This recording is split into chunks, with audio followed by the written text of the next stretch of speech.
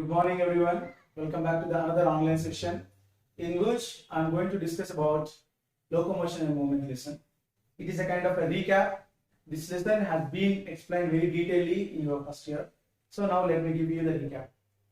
In the locomotion and movement, there were two parts we need to cover. One is muscular system.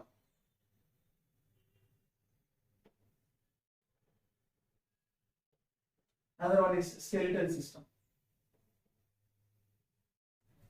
In muscular system, we need to explore about the point number one, that is structure of skeletal muscle. I am writing the points which should be covered for the neat aspect. And second thing is differences between A band and I band, thin filaments and thick filaments. And number three, that is sarcomere structure. This is very important.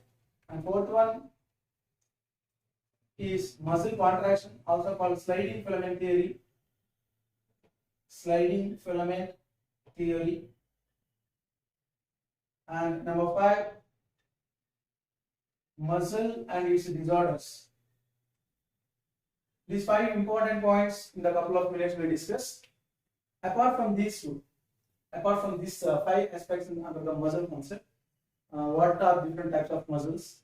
You know very well in the muscular system of animal, structural organism in animals we discussed it. Animals have three different types of muscle. Muscle is derived from mesoderm, and skeletal muscle, smooth muscle, cardiac muscles. Three types of muscles are present. Skeletal muscles are cylindrical. They are stripped and voluntary. They are attached to the bone by tendon. Smooth muscles are non-stripped and fusiform or spindle-shaped.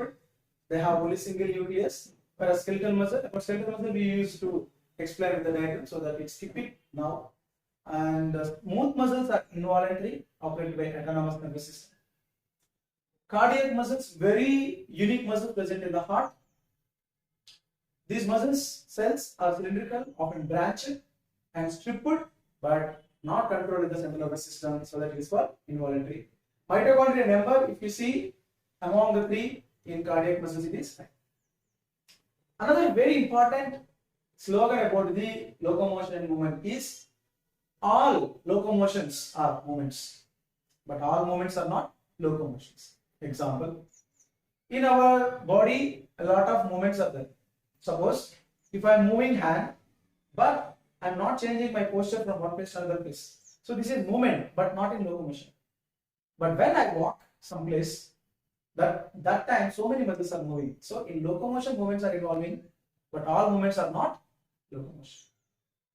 So movements are different types. Number one is pseudopodial movements. Pseudopodial movements. Number two, ciliary movements. Number three, flagellary movements. And number four, muscular movements. Pseudopodial movements, example, amoeba, WBC in our body, entamoeba also, pseudopodium, and also plasmodium. Plasmodium also shows pseudopodial movement, amoeboid movement in case of RBC. Ciliary movement, paramecium, which is protozoan, and also cuboidal ciliated is there, columnar ciliated is there. Cuboidal ciliated is present in bronchi, columnar ciliated is present in trachea as well as fallopian tube of female. Flagellary movements, example, sperm, euglena, trypanosoma, like this. Muscle movements in higher vertebrates and some kind of arthropoda and also annelida involved in the muscle movements. Most advanced movements you can find here with the muscular movements. So without late, let us go for the 5 important aspects of the muscle now.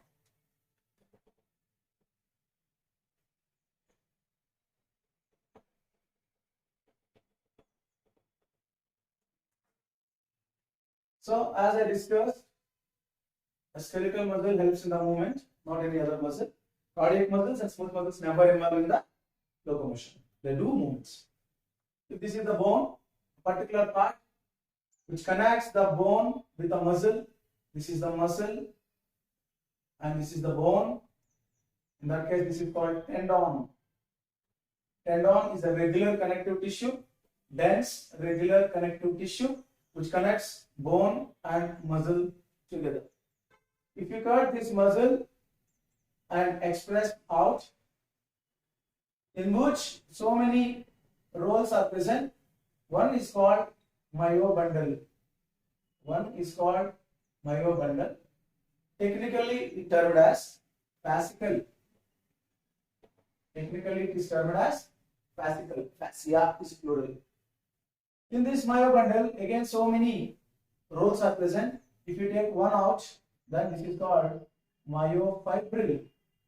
Myofibril is a structural unit of the muscle. This myofibril is cylindrical and also stripped. It has lines very markedly. Regularly, you can find the different types of strips. So that it is stripped. So myofibril is cylindrical, yes, and also stripped, also called striation, stripped, yes. Also voluntary, it's a voluntary muscle, and nucleus are many nucleated, multinucleated cell. Technically, this is called syncytium, syncytial cell. Nucleus are present many, but are peripheral, not at the center. Nucleus are peripheral. If you see, this is a jet lines. The space between two jet lines called sarcomere. Sarcomere is the unit of muscle contraction. Unit of muscle contraction. So if it is one jet line, this another jet line, and this is sarcolemma. This is called sarcolemma, and cytoplasm present in the muscle is called sarcoplasm. Sarcoplasm. And here, if you find any mitochondria, called sarcosome. Sarcosome. If you find any part of endoplasmic reticulum, called sarcoplasmic reticulum. That's it. Major cell organelles present in the muscle cell considered as different names. And these things are very thin when you are observing the electron microscope. They are called thin filaments, are also called eye band. Whereas the eye bands are present either side of the jet line.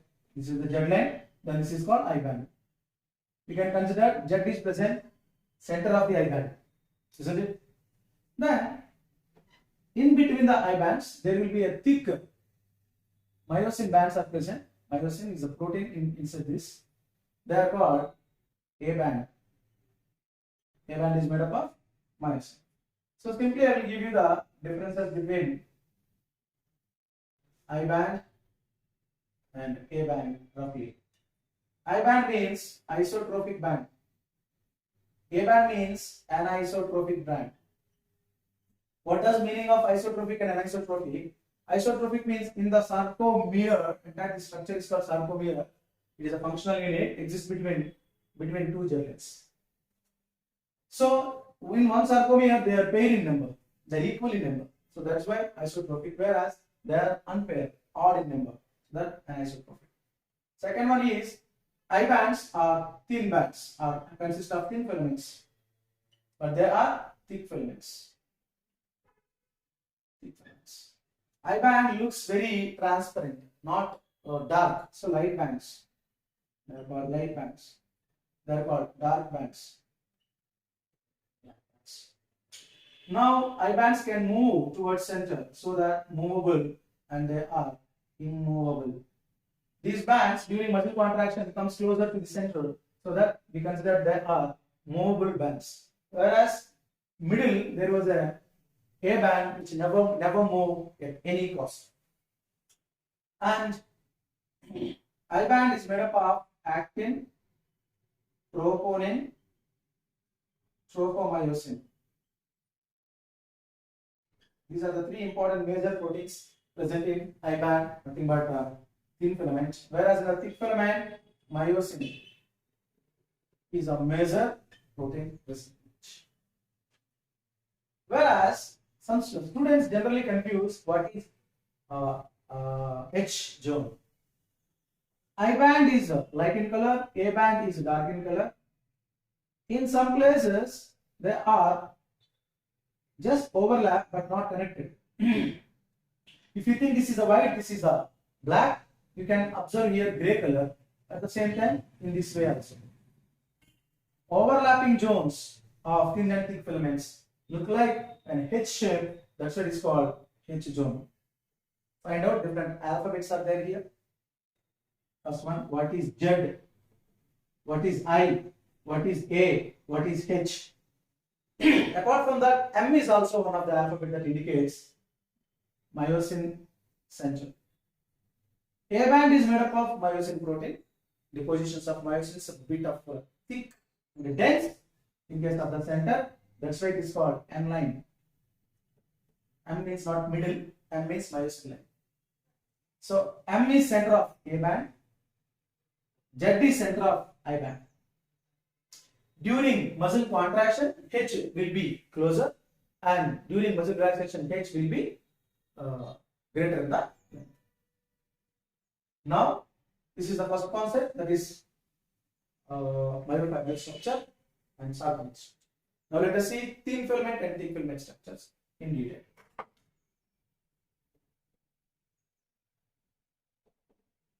Thin filaments consist of actin, troponin, tropomyosin.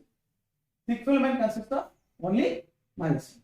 If you understand these structures, you can understand muscle filament theory, static filament theory, nothing but muscle formation. Structure of I band, also named as thin filament structure.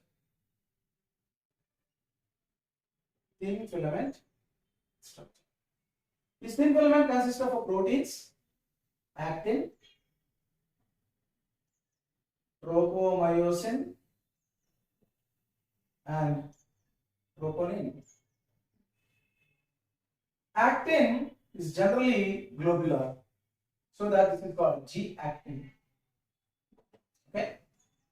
Actin consists of myosin binding site, which is a variable part, so that myosin binding site. Myosin binding site is present in actin. This type of G-actins, generally they are monomers, single units. Under the presence of magnesium ions, this G-actin undergone polymerization. Polymerization of G-actin required magnesium ions. So that polymerization of actin look like a filament considered as F-actin, filamentous actin. A globular actin called G-actin, a filamentous actin or polymerized actin considered as F-actin.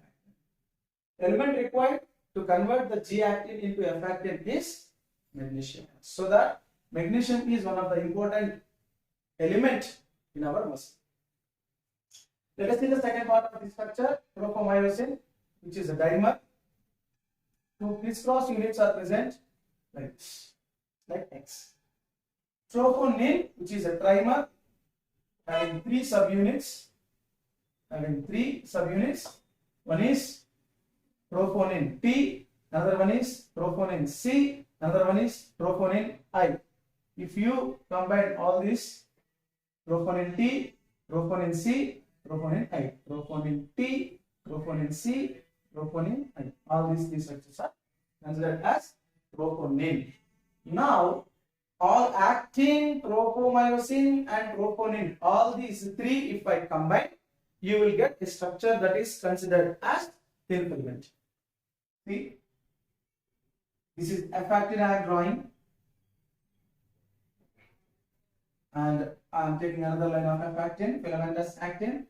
This filamentous actin consists of many actin molecules. Each actin molecule consists of myosin binding site, just like this.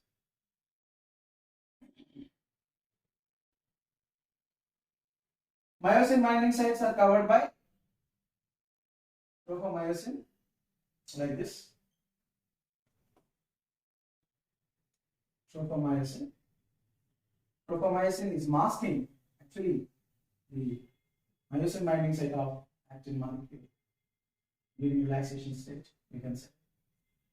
So these two are covered. Now troponin. Troponin will be there on tropomyosin. In NCERT, they said very clearly, myosin binding site of actin molecule. What is this? This one is covered by actually tropomyosin, later tropin. This is what the structure here. But in textbook they said myosin binding site of actin molecule is covered by troponin. Why? Because in top direction, if you see the mask, this mask was covered by troponin. That is why troponin only masks. You can answer that answer. That's what nothing but troponin covers the myosin binding site of actin molecule. So look like this is thin filament, in which center of the thin filament gel line is present. Once you come to know about the thick filament structure,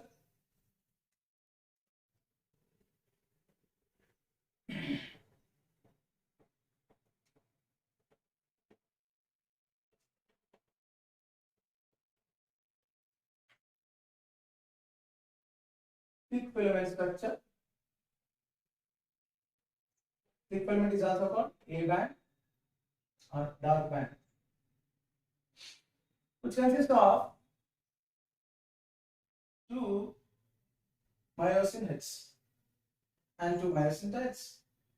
So two meromyosins. Two meromyosin means mero unit of myosin. How many units are there? Two. Each unit consists of head. This is called head, and this is called short arm, and this is called long arm. The head consists of two different zones. One is actin binding site, another one is ATP site. Just like here, actin binding site, ATP site. These two are present in the head, so molecular weight is greater, and head and short arm together is called heavy meromyosin. In short form, HMM. HMM means head as well as short arm together. They are heavy because molecular weight is heavy compared to the long arm. This long arm have a polypeptide chain. So this long arm consists of light meromyosin, LMM, light meromyosin.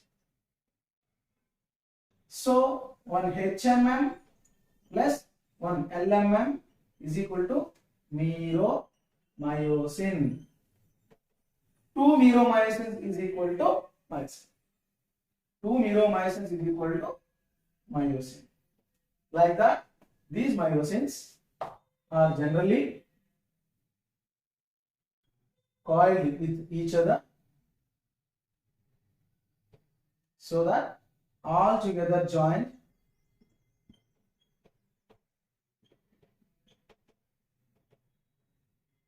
projected heads. So this is how myosin band is present. In this myosin band, if you take up any two bristles like projected heads and they are coiled, if you uncoil them, they look like this. This is thick filament. Just before you learn thin filament. Let us see sliding filament theory in easy mode. Which filaments are sliding over which filaments? The question comes to your mind first, and just say thin filaments are sliding over the thick filaments, makes sarcomere short, result muscle contraction.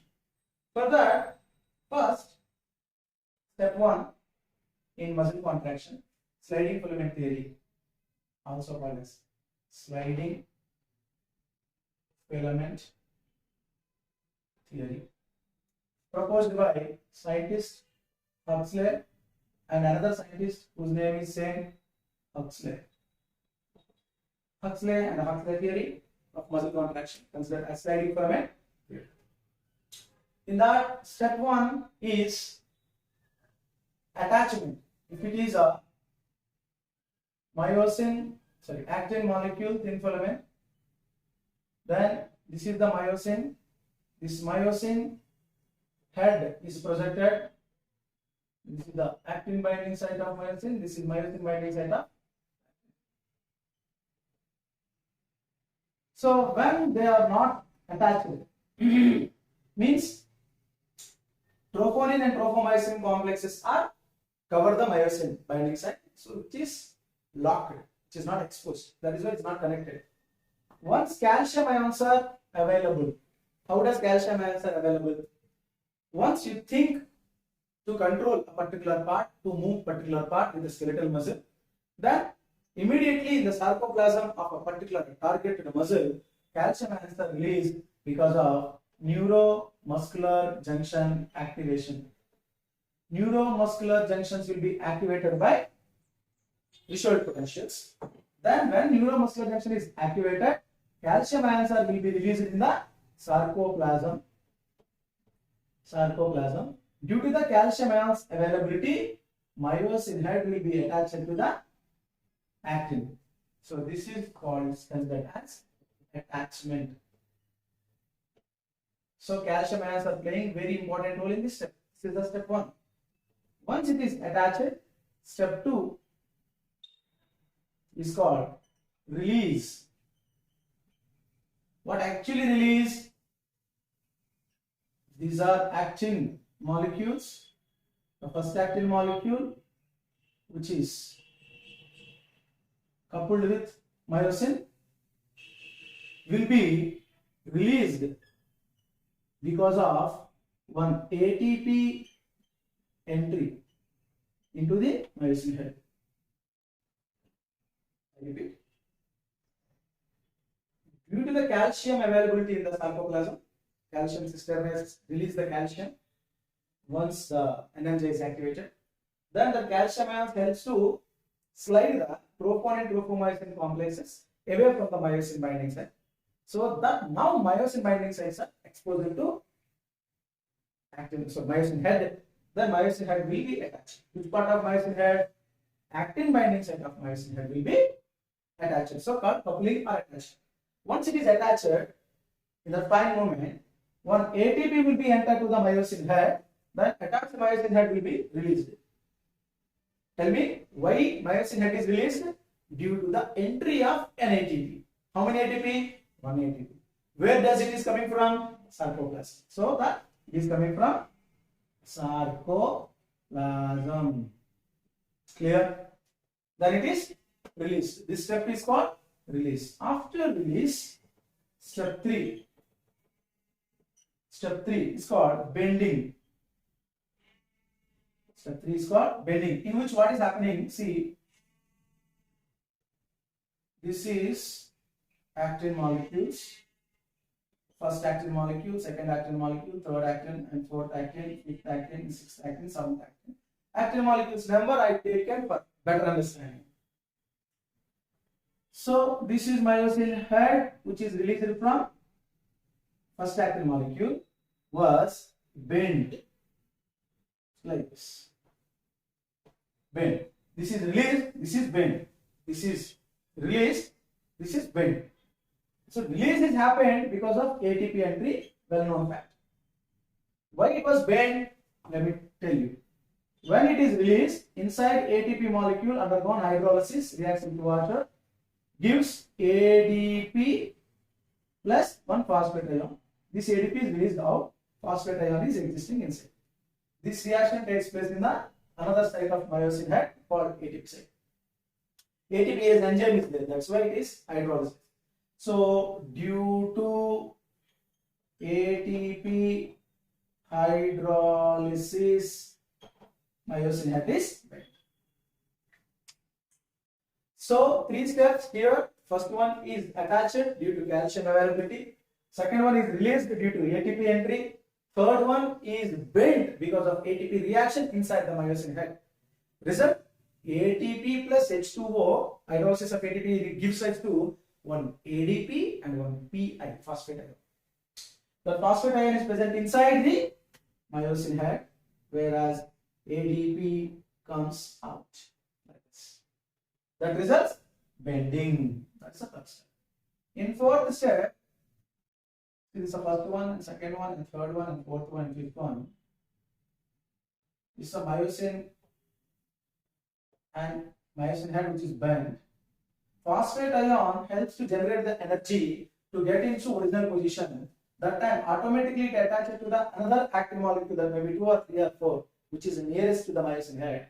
Then pull them towards center. In that case, once it is pulling, that time here second active molecule is there, here first active molecule is there. Means sarcomere inside what's called thin filament is slided over the thick filament, both the directions, in this direction as well as in this direction, both the directions. Okay, myosin heads are pulling the active molecules. Active molecules are present in thin filaments, so the thin filaments are joining towards center movement. What does it mean? It means sarcomere shorts. When sarcomere shorts, jet lines are come closer, and result muscle contraction. For muscle contraction, calcium ions must be released at the first step. Later ATP should be enter. Later ATP should be hydrolyzed. Later power stroke should be happen. This is called power stroke, also called cross bridge formation. Cross bridge formation is called step 4. After step 4, again myosin head is attached to the another molecule. Until calcium ions are available, this process is continuous. For one power stroke, 1 ATP is required. Means hydrolysis of 1 ATP helps to 1 power stroke. How does muscle will be relaxed? You just stop thinking to stop the work with a particular part, whether hand or leg. Then NMJ will be not activated from central nervous system. No signals are coming as well. Then calcium ions go back to pump back to their calcium systemness from sarcoplasm to their source. Nothing but reservoir of calcium. In muscle is calcium systemness, which is a part of endoplasmic reticulum. Once calcium ions are going back, then this troponin-tropomyosin complexes is sliding again towards the myosin binding set of actin molecule to cover, to mask them, so that they not be exposed to the myosin head. Myosin head cannot be attached. If it is not attached, it cannot be released and pulled back. So muscles will be relaxed. Thin filaments will go away from the center. Sarcomere will be increased in length. Then that is called muscle relaxation. So this is what sliding filament theory explained by Huxley and Huxley. What are the properties of muscles? Muscles have different properties. Muscle contraction, muscle relaxation, muscle fatigue, muscle tear, muscle cramps, and all. So muscle diseases, if you see, the one is muscular dystrophy. Dystrophy is a very important protein. In second year I discussed in the genetics part, autosomal dominant diseases time. The dystrophin helps to activate the calcium ions reservoir, nothing but endoplasmic reticulum, so that calcium will be released. Dystrophin is a protein which is coming from the transcription and translation of a DNA. DNA is nothing but gene. In that gene, specific codes are present, then dystrophin will come. In a person who have genetical abnormality, a particular gene sequences which is able to produce the dystrophin is an error, and dystrophin cannot be produced. If there is no dystrophin, by birth the person will be considered as a paralysis person. NMJ failed. That's the one. Muscular dystrophy is a genetic disorder, and autoimmune disorder is the muscular growth. In that, NMJ is automatically failed because of our immune cells. Our immunity failed to recognize self from non-self. Results: myasthenia gravis, autoimmune disorder. These are the two important disorders. Other than this, Magnesium deficiency and calcium deficiency leads to muscle weakness. Hypocalcemia, hypomagnesium levels. These results, muscle tone, quality of muscle will be decreased. This is all about muscle.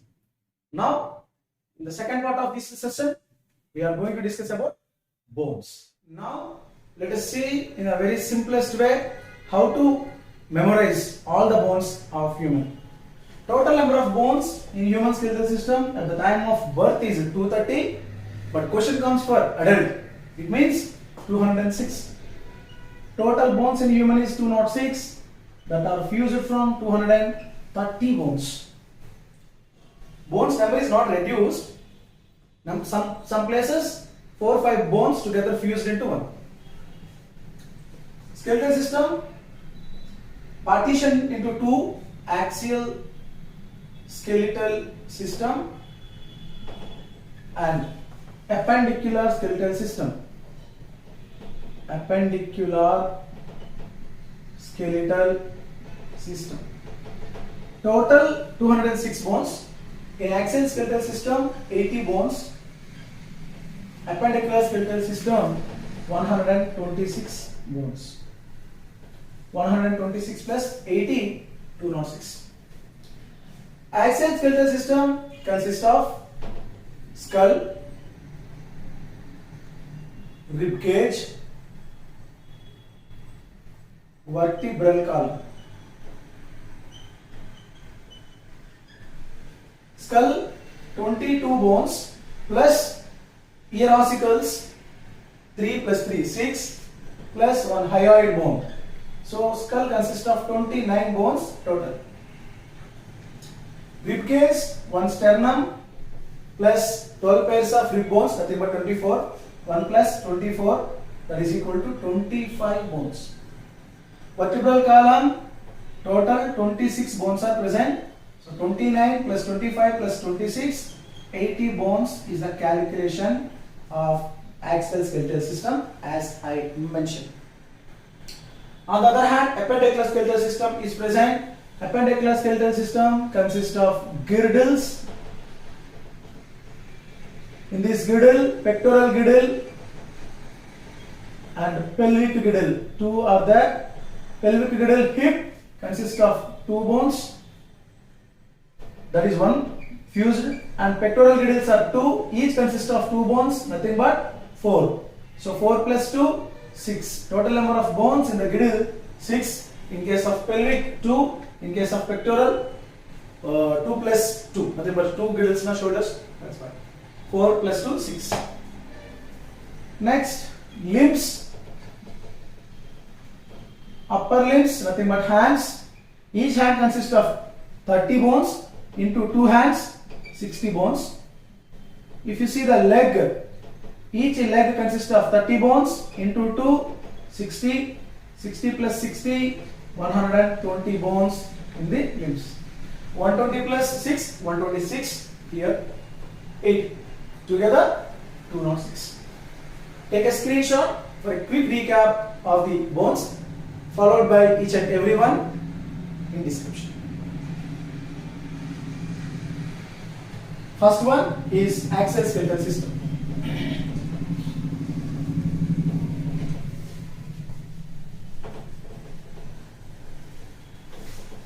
Axial skeletal system, first part is skull. Skull consists of cranium, that is upper part, and fascium, lower part. Cranial bones are frontal, occipital, sphenoid, ethmoid, parietal, temporal. These are the 6 bones make up our cranium, also called brain box.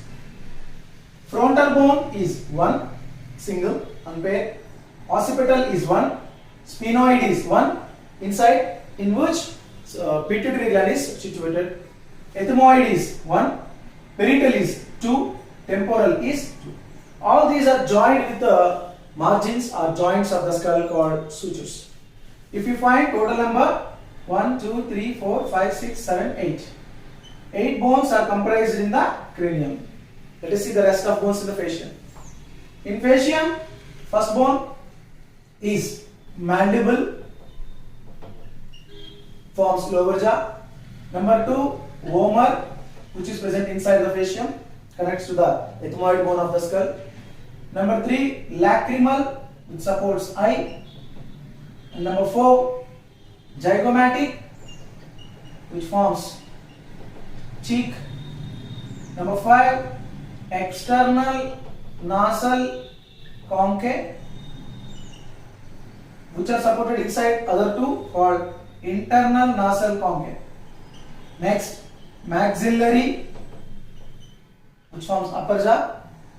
Number 8, palatine. Inside buccal cavity, palate is present. Rough palate, soft palate. Let us see their number. Mandible is 1, vomer is 1, lacrimal 2, 2 eyes, 2 lacrimals. Zygomatic 2, 2 cheeks. External nasal concave 2, internal nasal concave 2, maxillary 2, palatine 2. Total number 1, 2, 3, 4, 5, 6, 7, 8, 9, 10, 11, 12, 13, 14. So fascium consists of 14. Skull is equal to 8 plus 14 is equal to 22. Plus ear ossicles, malleus incus stapes in the left ear, malleus incus stapes in the right ear. Total 6. And our tongue is supporting here with a hyoid bone, that is single bone, is equal to 29. So total count in the case of skull is 29 out of 80. And second part is rib cage. Rib cage. So if you see, this is the sternum. Sternum consists of 3 parts of the bone. This is called manubrium. This is called body.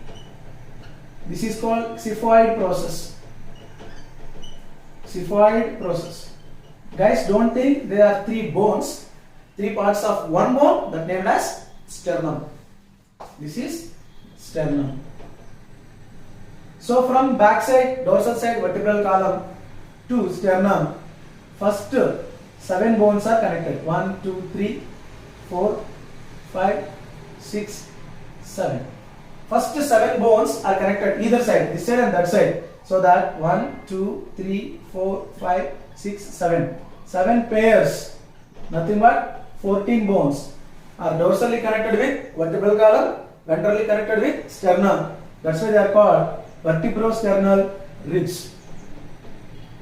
Vertebrosternal ribs. They are true ribs. Number of true ribs 14 or 7 pair. First 7 pairs.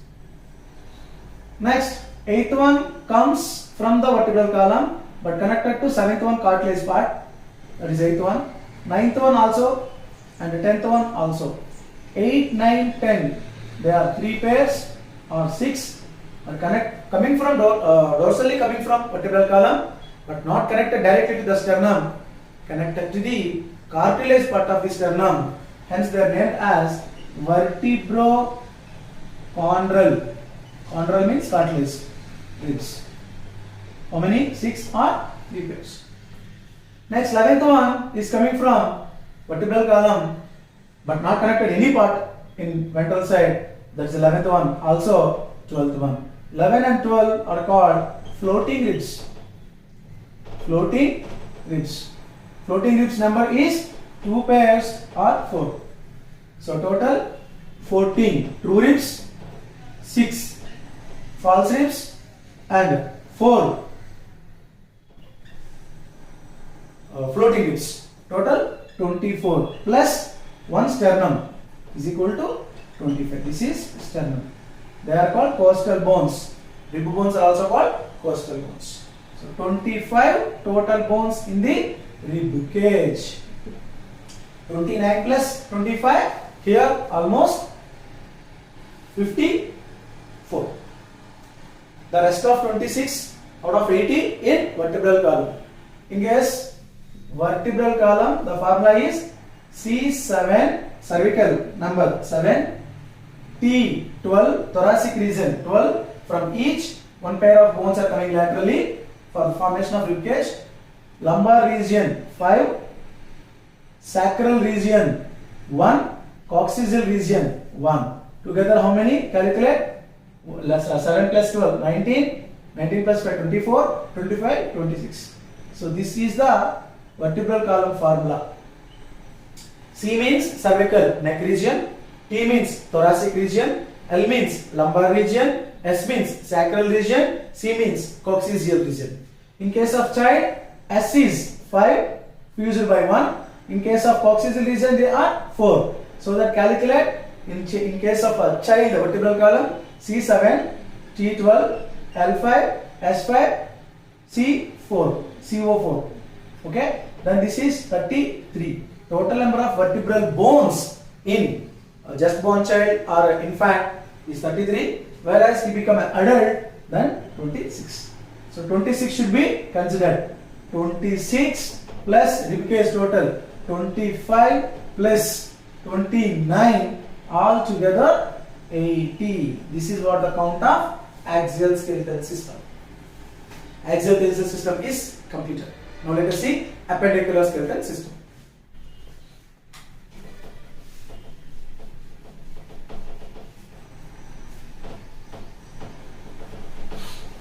Total appendicular skeletal system bones are 126. Appendicular skeletal system means not in straight axis.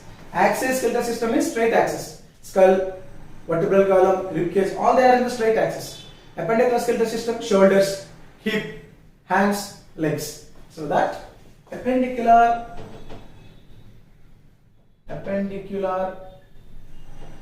skeletal system consists of 126 bones. Let us see that count now. Girdles, limbs, both. Girdles, we have a shoulder, number of shoulders 2, hip, number of hips 1. Shoulder is called pectoral girdle. Hip is called pelvic girdle. Pectoral girdle is both are freely moving, so that non-fused or unfused girdle. Hip is fused girdle. Let us see that anatomy now. See guys, if it is a manubrium of the sternum, from here clavicle bone goes, collar bone, which is called clavicle, and dorsally, which is articulated with the scapula, disc bone, triangular bone. So here acromion process is present, which is not the bone, just like a hump-like structure, and it consists of a protruded structure, also called opening, which is called glenoid cavity.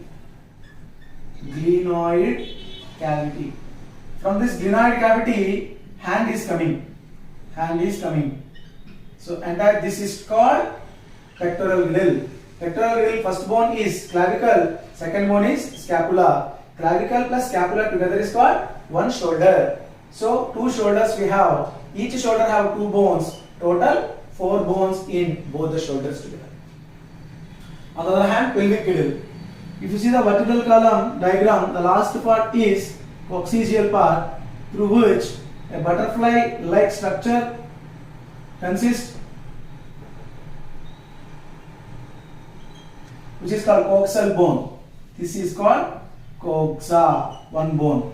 One coxa consists of ilium, ischium, pubis. First part is called ilium. Second part is called ischium. Third part is called pubis. Ilium, ischium, pubis, three together called one coxa. How many coxas are there? Two. Coxa 1, coxa 2. Right coxa and left coxa.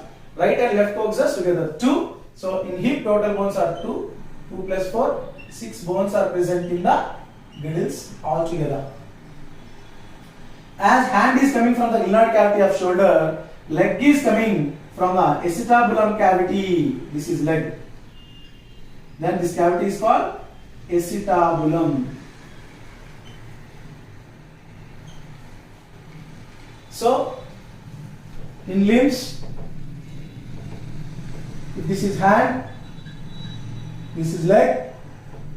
If it is a cavity, the cavity is called glenoid cavity. I will write separately. I hope you understand the details. The last part of this session, hands and legs. I will explain including joints here. If this is a cavity, in case of leg, this is called acetabulum. In case of hand, from this cavity hand is coming, so that this is called glenoid cavity. Glenoid cavity. So, head of humerus is coming. In case of glenoid cavity, this is called humerus. One bone. In case of leg, that is called femur. This is called femur. Number of femurs 1 from 1 acetabulum. Then here another 2 bones forms forearm in case of hand. This is called tibia fibulae in case of leg, and radius ulna. This is radius and this is ulna. Ulna is one bone, radius is one bone. Together 2 bones. Here this is tibia, this is fibulae. Together this is one bone, this is one bone, together 2 bones. Whereas here patella is present, sesamoid bone, patella in case of leg, that is absent in hand.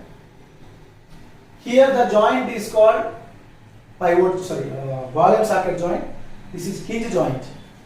This is ball and socket joint. This is hinge joint. Both are movable joints. Next, the humerus forms upper arm, and radius ulna forms lower arm. Femur forms thigh. Patella forms knee. Tibia fibulae forms lower leg, nothing but shank. Now let us see the wrist in case of hand. 1, 2, 3, 4, 5, 6, 7, 8. 8 carpals together form hand wrist. Whereas their number is 7, they are named as tarsals. Tarsals number is 7. They form ankle. They form ankle. Later, metacarpals 1, 2, 3, 4, 5 were formed to form hand. Nothing but palm. Total bones here are 5. They are called metacarpals. Metacarpals are 5. Okay, the same thing. 5 metatarsals. Metatarsals forms feet or foot.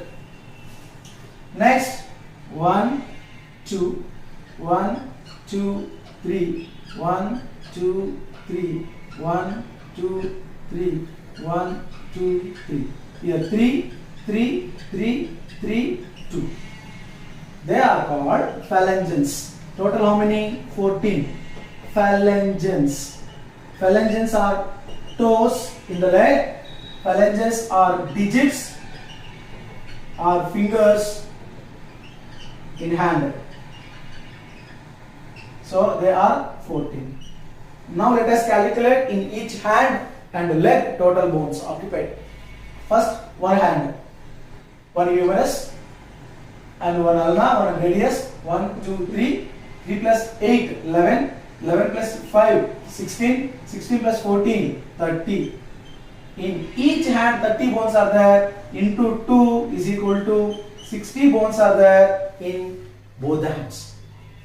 Whereas if you see the leg, femur 1, patella 2, tibia 3, fibula 4, 4 plus 7 tarsals 11, 11 plus 5 metatarsals 16, 16 plus 14 again 30 into 2 legs 60 bones are present, 60 plus 60 120 bones are present in the limbs, all 2 hands and 2 legs together.